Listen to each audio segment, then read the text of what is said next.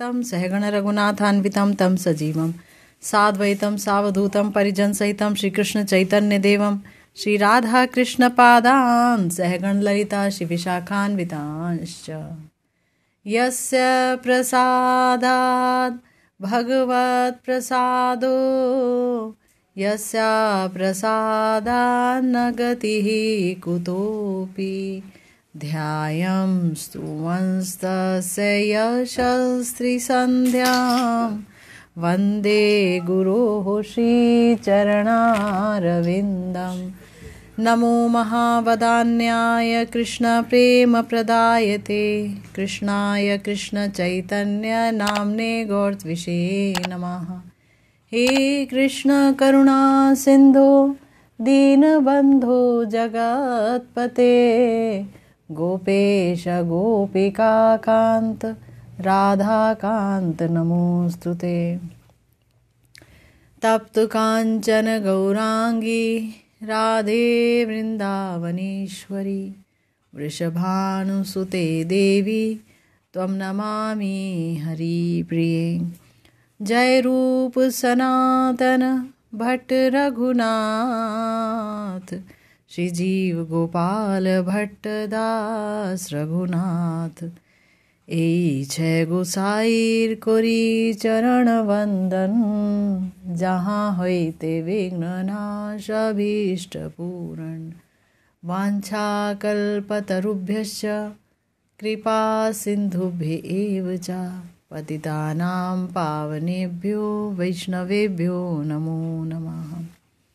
हरे कृष्णा कृष्णा कृष्णा हरे हरे हरे राम राम राम हरे हरे।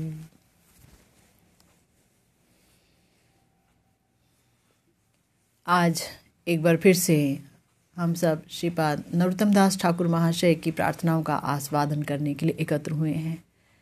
श्री नरोत्तम दास ठाकुर महाशय एक अन्य प्रार्थना प्रकाशित कर रहे हैं जो दैन्य बौधिका है, जहाँ उनके हृदय में प्रेम से उत्थित दीनता है और उसके कारण वो ये प्रार्थना श्री कृष्णचंद्र के चरणों में रख रहे हैं।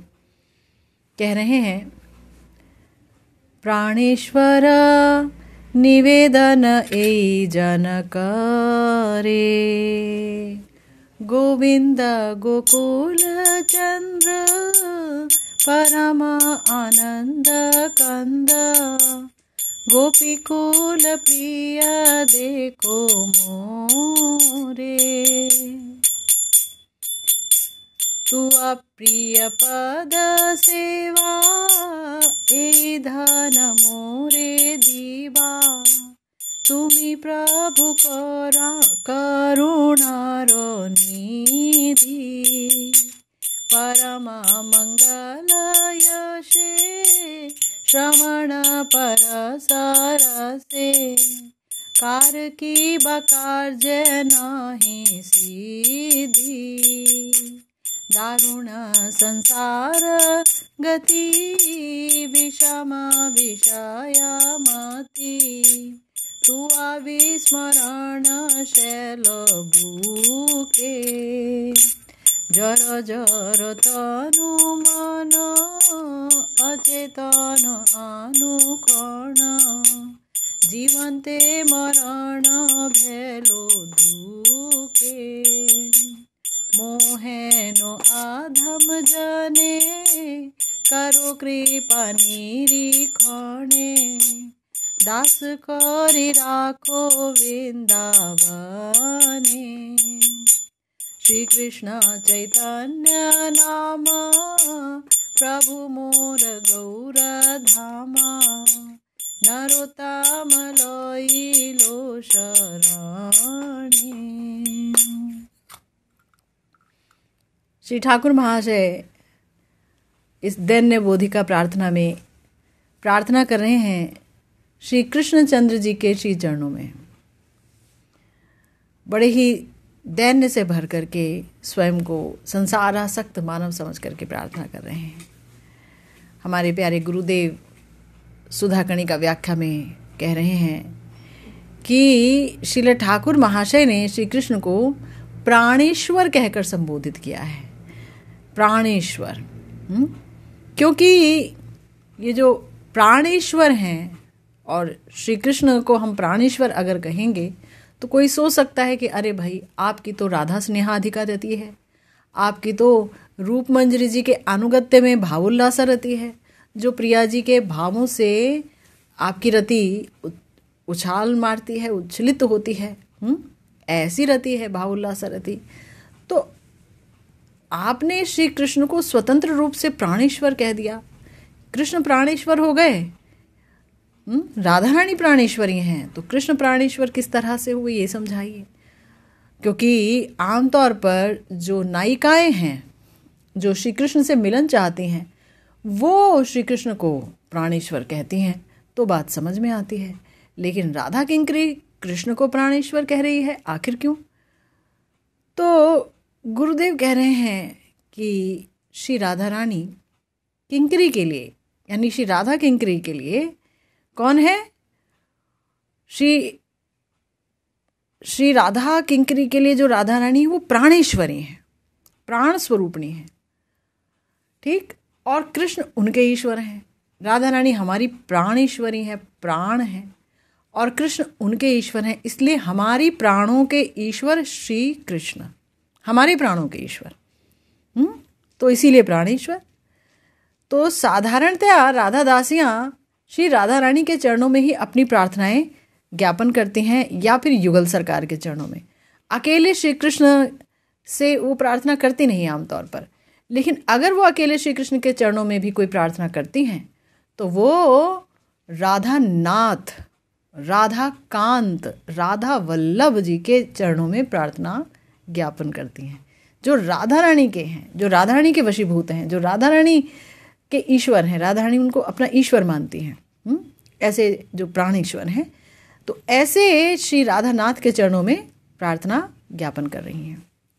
हे राधानाथ, ये दीन जन तुम्हारे चरणों में थोड़ा कुछ निवेदन कर रहा है। क्या? कि तुम्हारी गो अर्थात इंद्रियां राधा रानी में मग्न हैं, और सिर्फ श्री राधा रानी में ही मग्न हैं, इसीलिए तुम गोविंद हो। तुम गोविंद हो क्योंकि तुम्हारी इंद्रियां श्री राधा रस में निमग्न हैं। क्यों?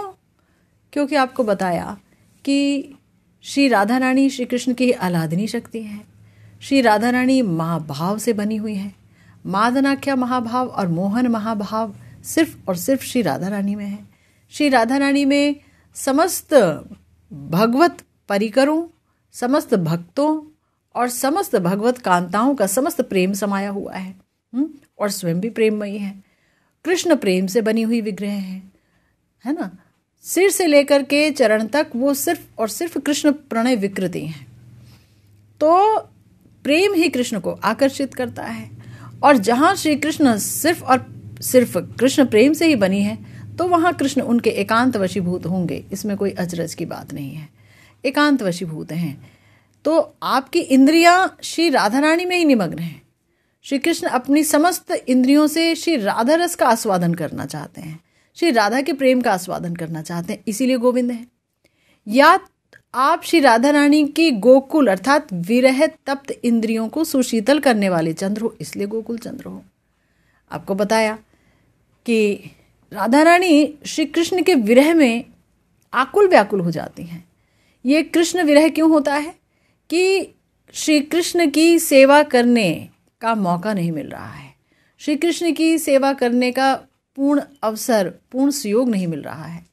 बार बार कोई ना कोई बाधा आ जाती है ना। अगर सारी बाधाएं हट भी जाएं तो अपने अंदर से बाधा आ जाती है, आनंद और मदन, ये दो बाधाएं आ जाती हैं। इतना आनंद आ जाता है कि अश्रुपात होने लगते हैं, तो श्री कृष्ण मुख दर्शन नहीं हो पाता है, उनकी सेवा में बाधा आ जाती है। तो श्री कृष्ण के विरह में किशोरी जी की इंद्रियां तप्त रहती हैं, और जब श्री कृष्ण से मिलन होता है तो वो जो उनकी इंद्रियां हैं वो श्री कृष्ण की सेवा के कारण, उनको सुखी करने के कारण, कि कृष्ण की सेवा करके मैंने उन्हें सुखी किया। याद रखिए, ब्रज में तो कहीं भी स्वसुख है ही नहीं, किसी के अंदर स्वसुख की वासना नहीं है ना। स्वसुख की वासना नहीं है, फिर भी सुख प्राप्त हो जाए वो बात अलग है, लेकिन सुख की वासना नहीं है। श्री कृष्ण प्रिया जी के सुख में सुखी हैं और प्रिया जी श्री कृष्ण के सुख में सुखी हैं, है ना।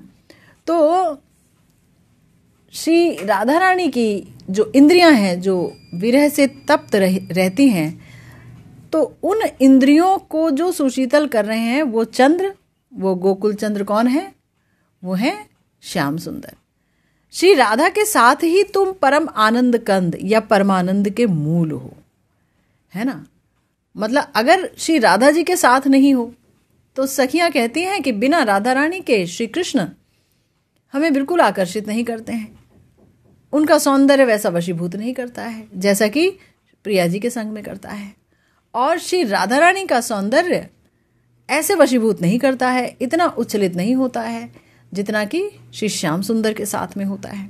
तो दोनों का जो सौंदर्य है एक दूसरे के संग में खूब वर्धित होता है। हालांकि वो उसमें बढ़ोतरी के कोई अवसर होने नहीं चाहिए क्योंकि असीम को प्राप्त है तो भी बढ़ता है, यही आश्चर्य की बात है ना। हालांकि श्री कृष्ण में और श्री राधा रानी में जो कुछ भी होता है, उनके प्रेम में, उनके ऐश्वर्य में, वो सब अचिंत्य व्यापार है, अचिंत्य है, अनेक अनेक विरोधी धर्मों का समाश्रय है श्री कृष्ण का विग्रह, श्री कृष्ण की भगवत्ता और श्री राधा रानी का प्रेम, है ना। तो यहाँ हमारे प्यारे गुरुदेव कह रहे हैं कि हे कृष्ण, तुम सिर्फ श्री राधा रानी के ही नहीं समस्त ब्रज सुंदरियों के प्रिय हो, इसलिए एक बार मेरी ओर करुणा दृष्टि डाल के देखो, मुझे करुणामय दृष्टि से देखो। गोविंद गोकुल चंद्र परम आनंद कंद गोपी कुल प्रिय देखो मोरे। आप समस्त गोपियों के प्रिय हैं, मुझे भी देखिए।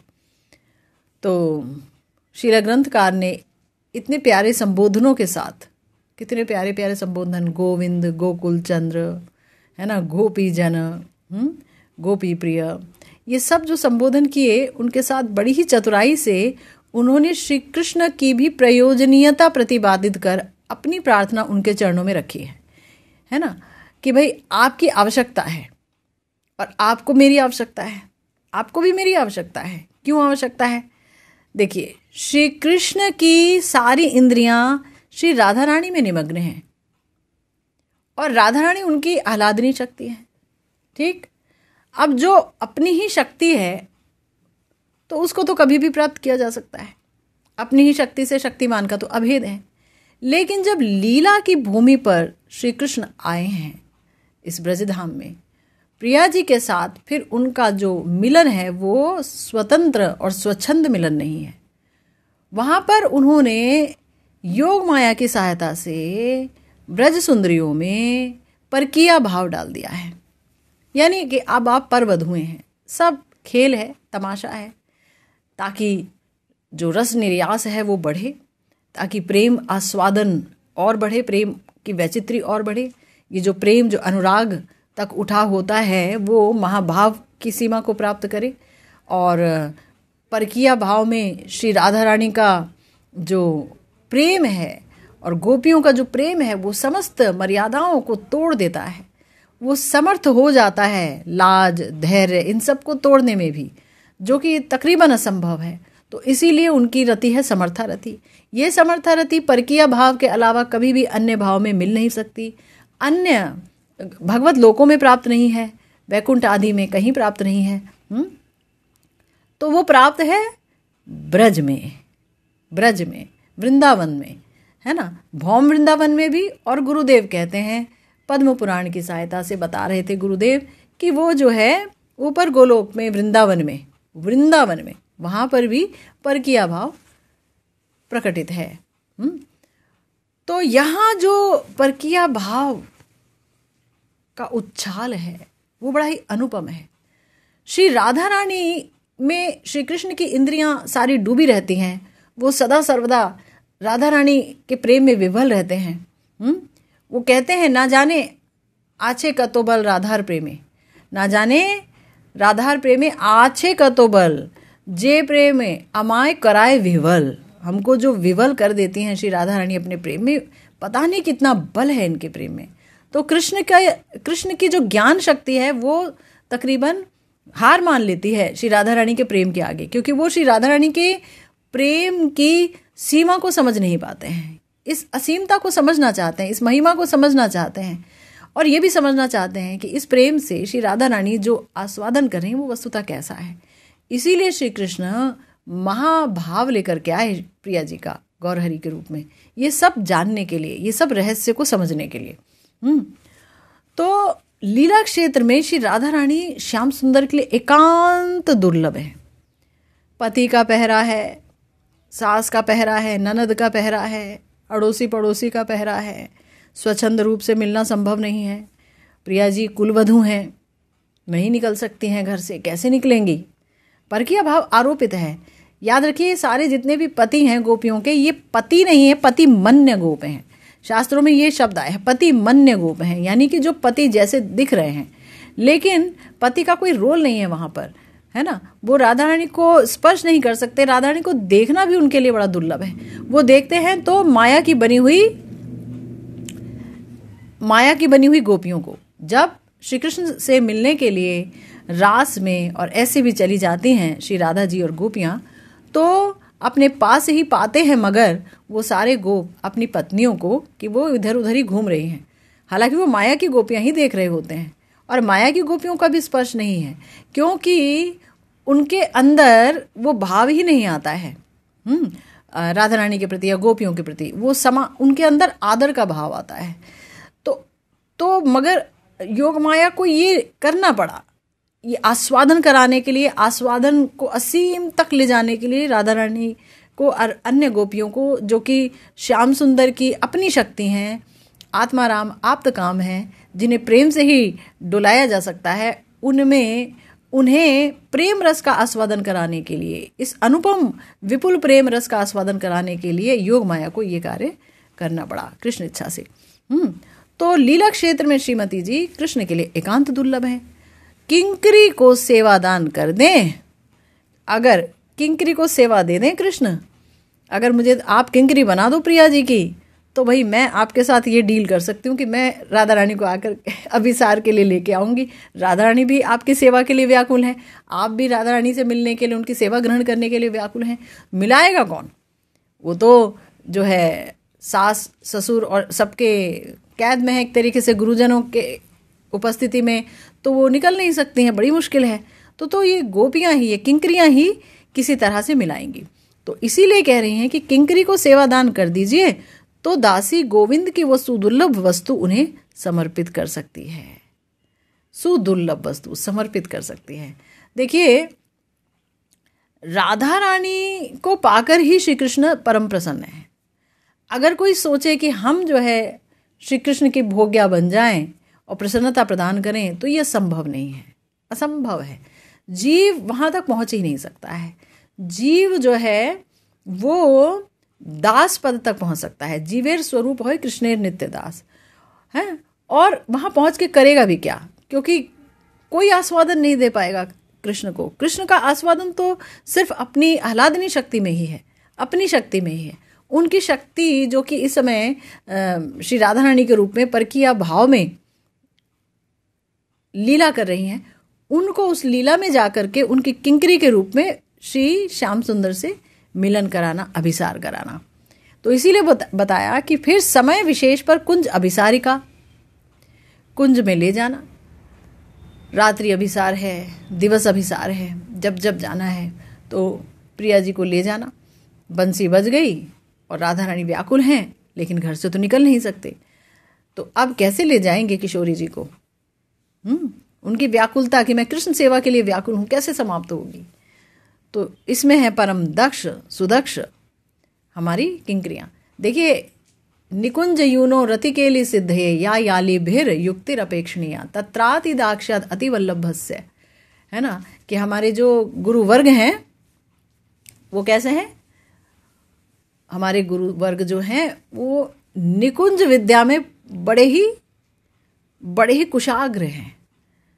निकुंज यूनो रतिकेली सिद्ध है, प्रिया प्रियतम की जो रति विहार है वो सिद्ध हो पाए, सुसिद्ध हो पाए, उसके लिए किन किन उपायों का अवलंबन करना है। हमारे गुरु वर्ग जो हैं, क्योंकि मंजरियां हैं, मंजरी भाव में उपासना है, तो बड़े सिद्ध हैं। वंदे गुरु श्री चरणारविंदम, हमारे जो गुरु वर्ग हैं वो कैसे हैं? वो जानते हैं कि कैसे प्रिया प्रियतम की सेवा करनी है, वो सेवा परिपाटी को जानते हैं। तो इसीलिए कह रहे हैं कि विरह तप्ता, प्रिया जी विरह तप्ता हैं, उत्कंठिता हैं कृष्ण से मिलन के लिए। तो श्रीमती जी के पास उनके गोकुल चंद्र को ले जाकर उनकी सेवा करेंगी। श्रीमती के पास ले जाएंगे, गोकुल चंद्र को सेवा करेंगी। और जिस समय गोकुल चंद्र ना हो पास में, समय है ऐसा ही नहीं कि भाई हर पल मिला सके, ऐसा तो समय नहीं है, है ना।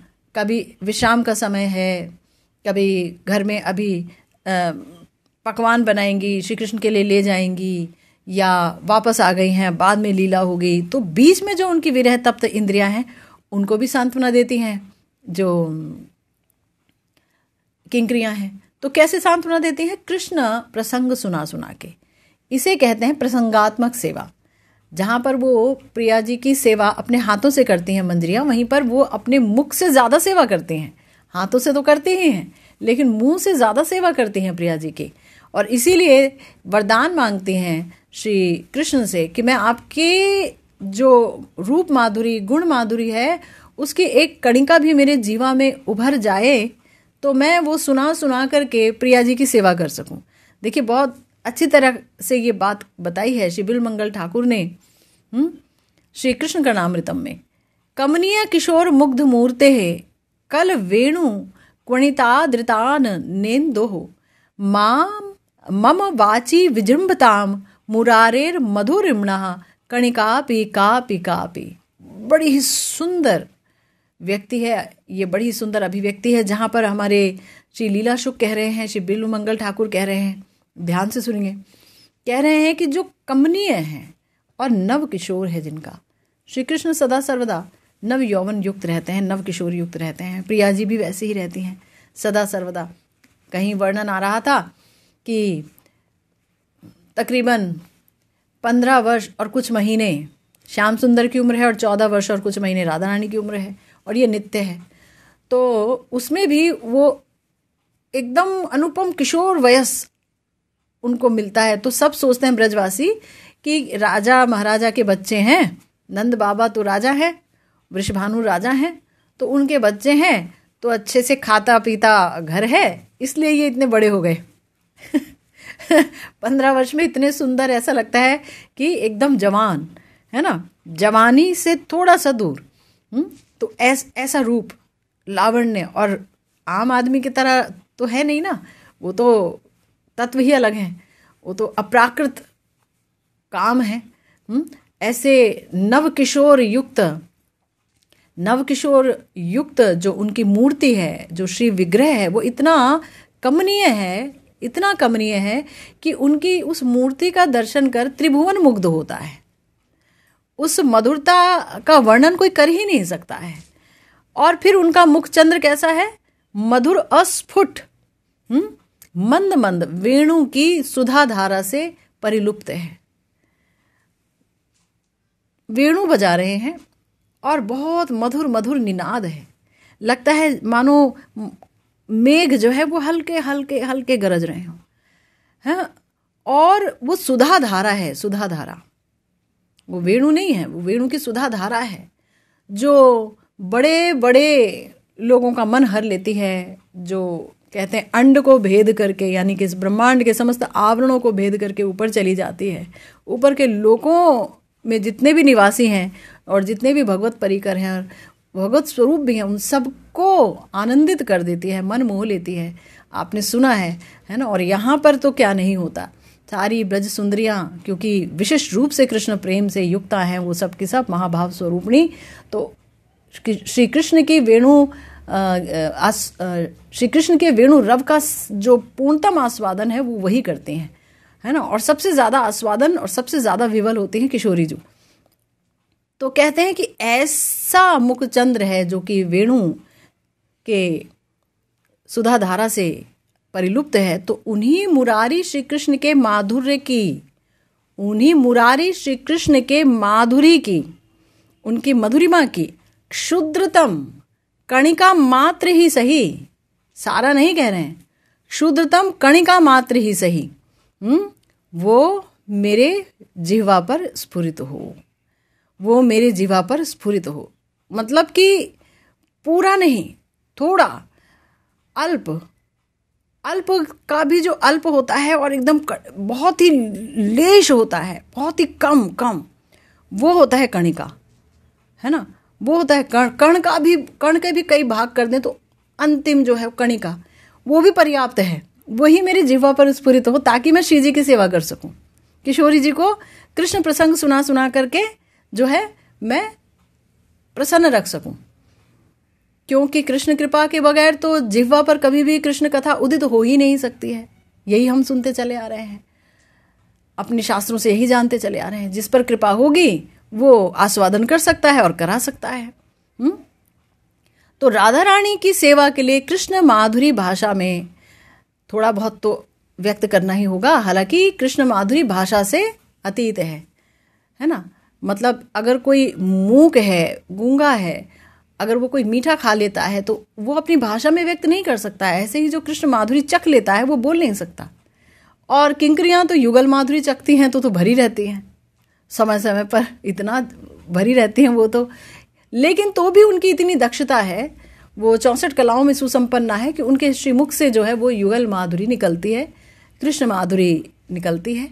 और इतनी सुंदर तरीके से वो श्री राधा रानी की प्रसंगात्मक सेवा करती हैं कि किशोरी जी जो है वो हर जगह हर क्षण श्याम सुंदर ही को देख रही होती हैं अपने आसपास। विरह में भी पूर्ण मिलन आस्वादन होता है ना। तो इसीलिए क्षुद्र अति क्षुद्र और उसका भी क्षुद्र कणिका मात्र अपनी भाषा में व्यक्त करने की प्रार्थना जताते हैं हमारे जो आचार्य लोग हैं। तो यहाँ पर श्री नरोत्तम दास ठाकुर महाशय कह रहे हैं कि श्री राधा रानी को पाकर परम आनंद कंद गोविंद परम आनंद सागर में डूबेंगे। मतलब अगर आप मेरे पे कृपा करोगे हे गोविंद, क्योंकि आपकी इंद्रियां श्री राधा रस, श्री राधा सेवा रस को पाने के लिए व्याकुल हैं, है ना। और मैं आपको मिलाऊंगी, तो वस्तुतः अगर मैं मिलाऊंगी तो मैं आपका आनंद विधान करूंगी, आपको आनंदित करूंगी। भजन का मतलब क्या होता है? भजन का मतलब होता है कृष्ण सेवा, कृष्ण को सुख देने के लिए। अन्य अभिलाषिता शून्यम, यह है शुद्ध भजन। अन्य अभिलाषिता शून्यम। और यही पहली लाइन पर ही हम लोग मारे जाते हैं। अन्य अभिलाषिता रह चली आती हैं, हृदय में रहती हैं अन्य अभिलाषिता। लेकिन भजन अगर कोई कर रहा है तो भजन करते करते ये अवस्था आनी चाहिए जहां पर वो अन्य अभिलाषिता शून्यम, उसकी कोई अभिलाषा ना हो, किसी भी चीज को लेकर के अभिलाषा ना हो, सब किशोरी जी पर छोड़ दे, है ना। किसको क्या बनाना है, किसको क्या कराना है, क्या नहीं कराना है, मैं कर रहा हूं, मैं नहीं कर रहा हूं, वो सब छोड़ दे। एक अभिलाषा रहे, कृष्ण को, श्री राधा रानी को सुख प्रदान करने की अभिलाषा। तो वही बोल रहे हैं कि ये हम आपको जो है, अगर आप हम पर कृपा करेंगे तो हम आपको सुख प्रदान करेंगे, प्रिया जी को मिला करके आपको आनंद सागर में डुबो देंगे। नहीं तो आप ऐसे ही विरही रहेंगे और राधा कुंड में, कुंज निकुंज में बैठ करके आप श्री राधा रानी की को स्मरण करते करते विवल होते रहेंगे, क्रंदन करते रहेंगे, रोते रहेंगे। तो श्री राधा का मादन महाभाव रस परम वैचित्री के साथ आस्वादन करने के लिए महारस के उत्सव रास आदि लीलाओं का प्रयोजन होगा और उसमें 300 करोड़ गोपियों का समावेश भी आवश्यक है। इसीलिए हे कृष्ण, आप गोपी कुल प्रिय हैं। वे गोपियों को वंशी स्वर से आकर्षित करेंगे, किंतु वंशी नाद सुनकर श्रीमती राधा रानी महाभाव विवश हो उठेंगी। महारास या रास क्यों मनाया जाता है? वही बताया कि देखो, अपनी आह्लादनी शक्ति को, हाँ, श्री कृष्ण ने जब ये स्वरूप दे दिया कि भाई ठीक है, तुम परकीय भाव उन पर आरोपित कर दिया गया।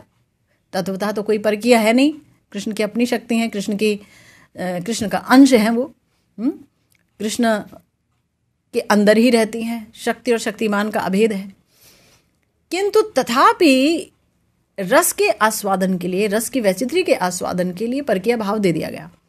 हाँ, उसी प्रकार से राधा रानी ने भी श्री कृष्ण को प्रेम रस की वैचित्री का आस्वादन कराने के लिए अनेक गोपियों का रूप ले लिया। 300 करोड़ गोपियों का रूप ले लिया राधा रानी ने, और 300 करोड़ गोपियों का आना बहुत आवश्यक है ताकि राधा स्वरूप का आस्वादन लिया जा सके।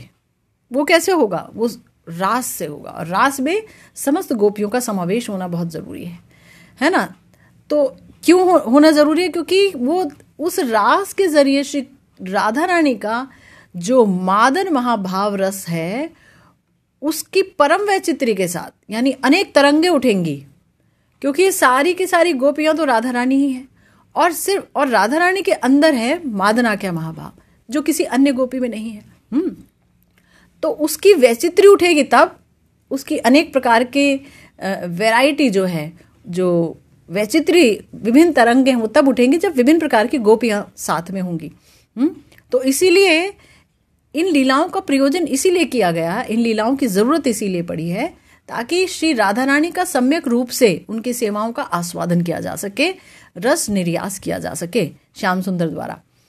तो वे गोपियों को आकर्षित करेंगे, लेकिन जब 100 कोटि गोपियां आ जाएंगी, जैसे कि हम श्रीमद् भागवतम में देखते हैं कि सारी गोपियां आ गई हैं, अभी राधा रानी नहीं आई हैं, वो तो आनंद से आत्महारा हो गई हैं, महाभाव से आत्महारा हो गई हैं, वो तो चल ही नहीं पा रही हैं।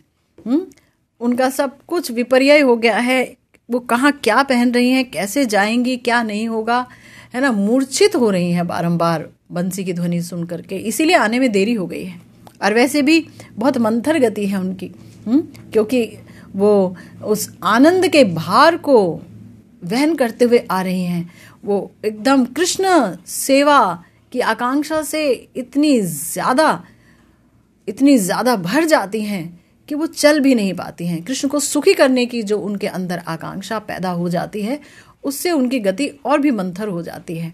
तो बहुत समय लगेगा वहाँ पहुँचने में, लेकिन सारी गोपियाँ पहुँच गई, किंतु चूंकि राधा रानी नहीं पहुंची तो श्री कृष्ण ने उन्हें उपदेश दे डाला कि आप जाइए, वापस जाइए, आप लोग अपने पति के पास जाइए, आपके पति आपकी राह देखते होंगे, आपके घर वाले आपकी राह देखते होंगे, यहाँ क्यों आई हो, यहाँ क्या तुम यहाँ क्या तुम वन की सुंदरता देखने आई हो?